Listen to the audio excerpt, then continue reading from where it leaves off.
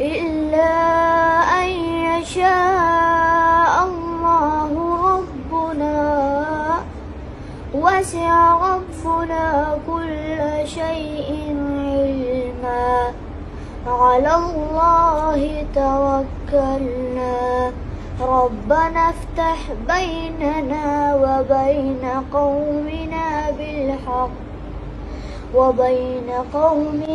بالحق وأنت خير الفاتحين. صدق الله العظيم.